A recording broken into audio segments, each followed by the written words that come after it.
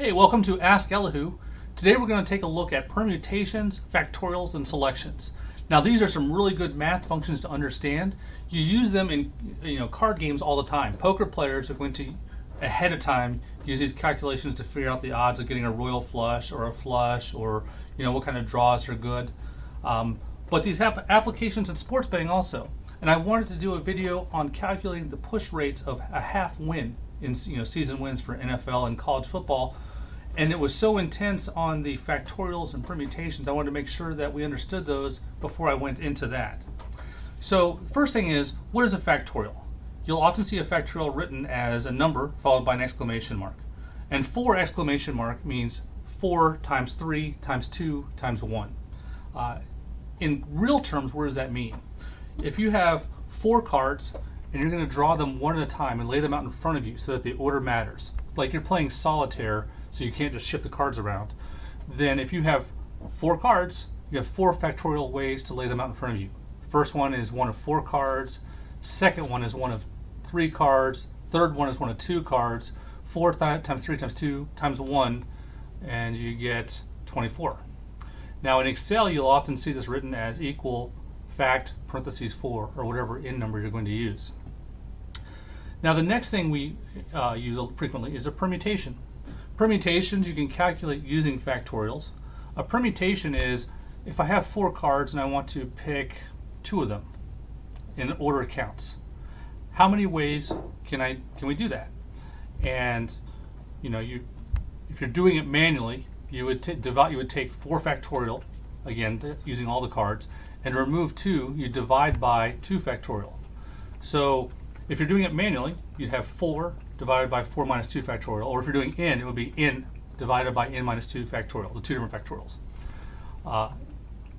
In Excel terms, you could do it either by doing the permutation function, equals permute 4 comma 2, or you could do it manually and do a division of factorials just like you would normally do it manually. The last function we're going to look at is the selection function. Selection function is how many ways can I pick 2 out of 4 cards where I don't care what the order is. And this would be more of a poker problem.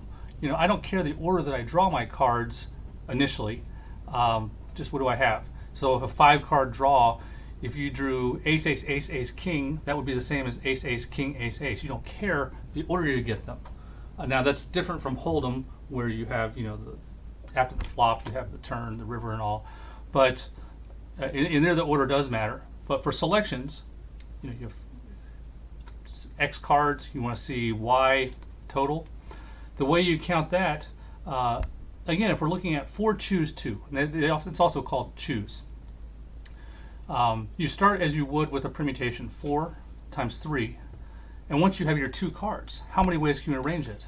And that's 2 factorial. So if you're picking 4 choose 2, it would be 4 factorial divided by 2 factorial for these cards, and then you have the unused cards, which would be another 2 factorial. So in terms of an n, if you have n choose m cards, you would calculate it by doing n factorial divided by n minus m factorial divided by m factorial. So here you see, if we're calculating it manually, 4 factorial divided by 2 divided by another 2 factorial. Now a more complex example, we're going to look at 13 choose 3 because the 2's work out too easily. If you had 13 cards, so you had every possible card of a suit in a regular deck, and you were going to say, how many different ways could I draw 3 cards? You could do this several ways. You could do the selection function, 13 choose 3, and the way you do that in Excel is you do equal combine 13 comma 3. If you want to do it manually, you take 13 factorial, and again you divide it by the number of cards you're drawing factorial and the remainder cards factorial. So if I'm choosing 3 and not choosing 10, I'd have 13 factorial divided by 3 factorial divided by 10 factorial. And all these things are, this is just good bread and butter math to know to attack different problems. And in the next video, we're going to look at how to use these equations in a spreadsheet to calculate the push rates in NFL and college football of half game season wins.